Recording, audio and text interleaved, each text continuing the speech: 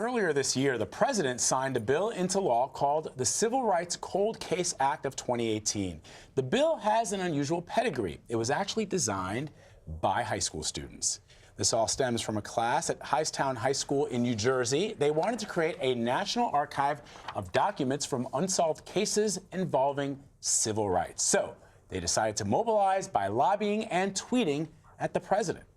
Joining us now are teacher Stuart Wexler and former student Oslene Johnson, who were both involved in this project. Thank you both for being here. Thank you for having us. Thank you. So we were talking a little bit earlier before we went live about this, and give the audience a sense of what was the case that you used to illustrate these cold cases and why they were so important. So our school year starts in September, and September is the anniversary, September 15th, of the bombing of the 16th Street Baptist Church in Birmingham, Alabama. 1963, yeah. And that case illustrates two different tragedies. The first is the tragedy, the most immediate one, of 4 young girls being killed in that church on a Sunday. But the other tragedy is how long it took for justice to be served. So it took almost 15 years before the first person involved in that attack went to prison in 1977. And then it took another almost 25 years before the next 2 people went to prison. Others died along the way who should have been sent to prison. And what it actually illustrated was the problem that our bill tried to address, which is the withholding of records, and there's all sorts of reasons that we can go into for why they might be withheld. The withholding of records denied justice and the full measure of justice to those families for years. And again, people escape with no justice at all. So then you and your students start looking at all the other cases that are out there and realize there are a ton of cold cases from the civil rights era, and you start to go through the process of, well, you know, how do we unearth all of this stuff? And then you decide, you know, it's a good way to get the president's attention. Let's tweet at him. How did it work out? Well, we realized that we had done what we thought would have been the hardest part. We drafted and lobbied for a legislation. You know, we didn't have a lobbying firm with a bunch of money to help us through this. So we said we thought that was the hardest part. But then when you get to the final stretch of making this bill into a law, and you start to think to yourself, wait a second, all this hard work could go away if this dies in a pocket veto, or if the president, it doesn't get the president's attention. So because it had sort of a winding road, like it was there and then it died, and then because it's been you guys have been working on it for a while. Since 2015 we started the process. Right. Yeah, so it sort of worked out this way organically, but it almost was like every year the class had a different mission. And the first year was to get somebody who was willing to introduce it.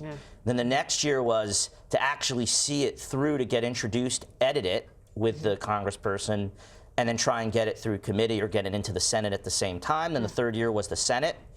And almost in every year, it was like at the last minute at the end of the year where something positive happened that nudged us along. Yeah. And this time it was in the middle of the year when not just the students in the class and in the cohorts in the classes, but our whole school was basically really mobilized to tweet at the president, to go after midnight advisors, to find Congress people. But the president is getting tweeted at all the time. Right, like how do you rise above that fray? So we had some strategies, just like this is as far as our, lobbying skills went. So anytime the president would get online on Twitter, we would respond and quote his tweets every time he went on. So we'd have times, like I'm not in high school anymore, so whenever I'm just on Twitter, I just check the POTUS tweet. Okay, POTUS tweeted 5 minutes ago. I'm responding to that tweet, or I monitor. We have a Twitter account specifically for this bill. I'd monitor it and just tweet at the president every time he's on. If I'm like 5 minutes late, I'm like, hopefully he's still on. And so did he ever reply to you, or how did from tweeting the president of the United States? And I love listening to young people say pocket veto, right? Like, that is incredible. The amount of activism and wokeness that young people have today about our government. It is very necessary, and it's wonderful to hear and refreshing.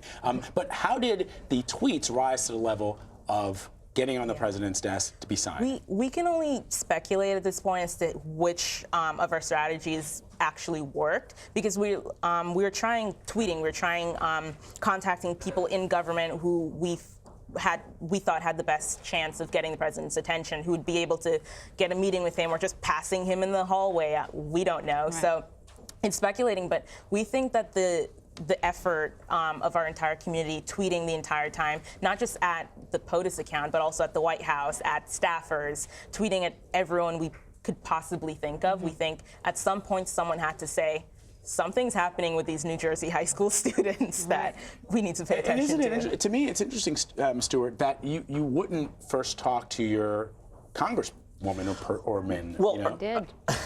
Early on in the process, and actually, Oslene was at the town hall and kind of got her on the spot a little bit to sponsor the bill. So Bonnie Watson Coleman was there, one of our first co-sponsors. But at the end,